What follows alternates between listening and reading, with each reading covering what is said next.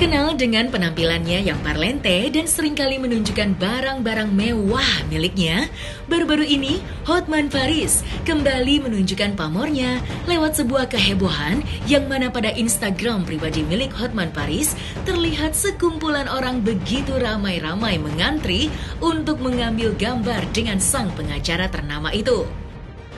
Dengan adanya peristiwa tersebut pun, Hotman Paris nampaknya terus memperlihatkan tajinya di saat dirinya yang kini sedang terlibat dalam suatu masalah.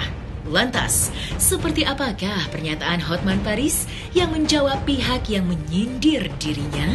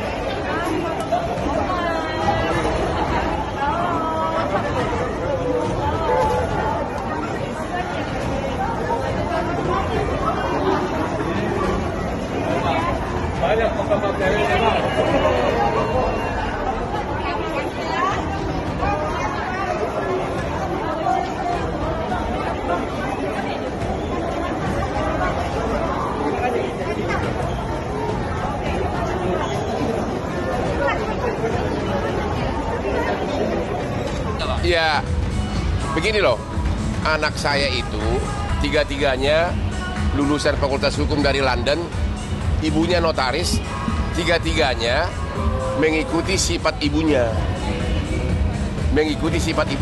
agak low profile. Sejak mereka lahir, di garasi saya itu sudah penuh dengan mobil mewah, tapi mereka tidak pernah, hampir tidak terlalu tertarik memakai mobil mewah. Jadi hanya beda gaya hidup aja. Makanya banyak iri. Ini adalah aspirasi saya, ya. Karena coba lihat tuh, mana itu udah juga tuh, ya. Karena jangan lupa, saya ini bukan hanya sebagai pengacara. Saya adalah pemegang saham di suatu klub, yaitu Holy Wing, yang punya 38 outlet. Night club atau klub pertama di dunia dengan 38 outlet. Dan saya minimum 2 atau 3 kali seminggu harus mengunjungi. Tentu kalau kita ke klub, ke bar, masa sendiri? Ya inilah kadang-kadang saya mau dancing begini. Jadi kalau ada yang nyinyir-nyinyir, dibilang itu pornografi, nggak usah ditanggapin. Jawabannya gini. Ini jangan lupa, ini Dr. Hotman Paris, cum laude, 36 tahun pengalaman. Jadi untuk musuh-musuhku, pada waktunya akan saya hadapi kau.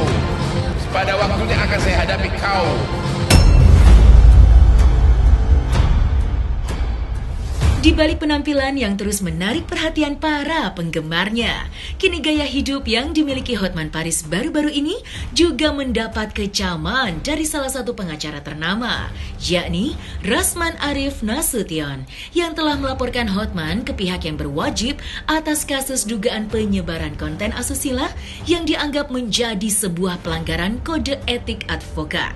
Lantas, seperti apakah komentar dari Rasman Arif Nasution mengenai statement klarifikasi yang diunggah oleh Hotman Paris mengenai kasus yang saat ini sedang berjalan? Saya sudah lihat pernyataan Hotman Paris Hutapea. Dia sudah statement di media, di Instagramnya. Sayangnya ini orang, dia kan nangani kasus korupsi juga sering. Dia juga berbicara ke media, dia katanya host, presenter, pengusaha. Kok nggak berani ngomong sama media kayak saya ini? Ngomong lah, undang, terang-terangan. Katanya dia kaitan dengan Dr. Richard Lee. Urusan Dr. Richard Lee, saya menduga keras dia terlibat. Ya, saya duga. Dan urusan laporan dia, dalam hal ini dia dilaporkan ke Polda Metro, yang di sana itu ada tarik-menarik. Mungkin dia coba-coba supaya LP ditolak. Saya sudah kirim data-data. Dan akhirnya laporan kami diterima. Tinggal kita buktikan saja apakah benar. Ya, jadi dia itu bicara menyebut ada kaitan dengan Richard Lee. Tidak ada. Laporan polisi terkait dengan yang kami laporkan itu bukan dansa. Ini Hotman ini keliru lagi nih. Dia sebut dansa, bukan dansa. Ada dua yang dilaporkan oleh Ibu Eli Daneti dan Saudara Pintomawi Sregar dari Direktur Lembaga Bantuan Hukum Forum Batak Intelektual, yaitu dugaan porno aksi dan menyebar pornografi di akun Instagram yang bernama Hotman Paris Official. Videonya ada, tidak dipotong-potong, dan itu tidak ada gambar-gambar yang nongol di situ. Itu dua orang, satu laki, satu perempuan, berhubungan intim, membuka badan seluruhnya, dan ingat, dan di situ sudah di-like lebih kurang 762 orang. Nah, kalau Hotman mengatakan ini bukan kejahatan, bukan di handphone dia, nanti buktikan di pemeriksaan kepolisian. Kan katanya ada hilang handphonenya. Kalau hilang, polisi akan dapat. Cyber Polri, Mabes Polri, Polda Metro Canggih. Saya 2 bulan yang lalu dihack, saya punya akun Instagram. Instagram kan pusatnya kan di Singapura. 1 kali 24 jam balik itu Instagram saya, termasuk centang birunya. Jadi itu sudah kita data. Nah, Saudara Hotman Paris, Anda ini sekarang berhadapan dengan banyak orang yang keberatan. Saya baru di WA Bang Saur Siagian. Kami selama ini banyak berbeda pendapat dengan Bang Saur ini, masalah penanganan klien misalnya. Beliau itu lebih condong ke KPK karena profesinya.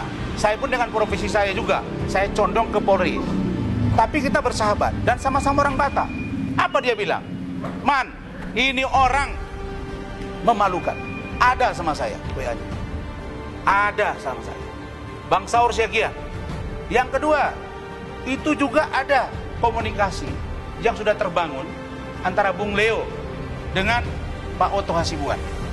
Beliau sudah merespon dan dibenarkan oleh Sekjen Pradi DPN bahwa Hotman Paris sudah keluar dari DPN Pradi. Bayangkan, begini kecil pribadi seorang Hotman Paris. Kenapa? Karena kami sudah 2 minggu yang lalu bilang, Bang Oto ini orang nggak benar. Padahal dia baru diadukan oleh Bang Hotman Sitompul, kasus dia terkait dengan foto-foto. Oleh Majelis Kehormatan mengatakan dia tidak bersalah. Ketika ini kami gempur, dia mulai was-was. Pindah dia ke DPN. Namanya Dewan Pengacara Nasional. Kalau ini ada organisasinya dan belum legal, kita akan lihat. Tapi kalaupun legal, kita akan surati. Ada lagi informasi katanya pindah ke Junifer Girsang. Kalaupun di Junifer Girsang, beda organisasi, monggo. Tetap harus ada Majelis Kehormatan Nasional. Tapi yang namanya urusan, ya, urusan moral, tidak bermoral, ini indikatornya berat. Kita juga bukan orang baik-baik amat. Tapi janganlah kau mengumbar-ngumbar kekayaanmu dengan memposting program-programmu, dengan aspri-astrimu yang sampai 27 orang. Saya nggak yakin tuh kau bayar itu. Saya pun banyak penggemar saya. Jangan belok-belokkan. Nah, karena itu maka Hotman, satu kata saja, bahwa kau harus mempertanggungjawabkan sikap kau di media sosial, persoalan video porno kalau itu benar dari milik kau atau tidak, nanti biar polisi. Karena target kita, Anda bermasalah hukum dan dicabut izin beracaramu. Kenapa? Karena saudara dalam dugaan pikiran kami dan banyak hal yang kami diskusikan, saudara sudah keterlaluan. Hei Richard, seluruh dunia tahu kalau kau ditangkap jam 7 pagi, datang polisi, jam 1 kau keluar, kau jerit-jerit, tolong, tolong, tolong. Istrimu itu sampai buat postingan, bertelepon dengan saya datang mengejar kau, itu ayahmu itu mau pingsan, penyakit jantung. Jadi bukan kepala kau yang luluskan kau, yang buat kau penangguhan, bukan kepala bapakmu, tapi kepala Rasman ini dengan otak, dengan surat. Kok bisa bilang-bilang dari situ mengatakan bahwa tidak beres kasus saya? Tidak beres yang mana? Kau menganggap mungkin dugaan saya. Kenapa sekarang dia berkomentar terhadap Hotman? Karena saya ini orang politik. Saya serang dulu Hotmannya dengan kasus-kasus Hotman.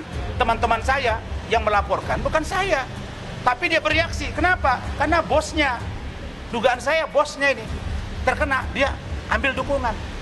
Oh, dia bilang saya nggak selesai urusan dia. Urusan dia ditangguhkan, kemudian dia buat postingan lagi, lalu kemudian dia di legal access kena, lalu kemudian diproses. Ya itu bukan urusan saya. Dan itu tengah malam kita keluarkan dia. Malah ada lagi di situ. Dia salah satu TV ada rekaman pembicaraan saya dengan dia. Saya bilang jam sekian ketemu. Loh, ini orang kotor sekali. Kalau seandainya saya ajak dia melakukan kejahatan, suap dan lain-lain, mungkin dia sudah laporkan saya. Karena saya tidak melakukan itu, ini bukti kepada seluruh lawyer-lawyer bahwa Rasman masih mengedepankan integritasmu. Saya boleh butuh uang, butuh rezeki, tapi tidak dengan cara-cara yang seperti ini. Jadi, Richard, Hotman, ini dua serangkai. Dan ini harus diproses secara hukum. Karena itu saya minta Pak Jaksa Agung, saya akan datangi Satgas 53 tentang pengaduan. Pak Kapolri, di polisi urusan Richard clear. 2 LP, Kartika Putri, illegal access, 2 tersangka. Saya ikut dorong, ya.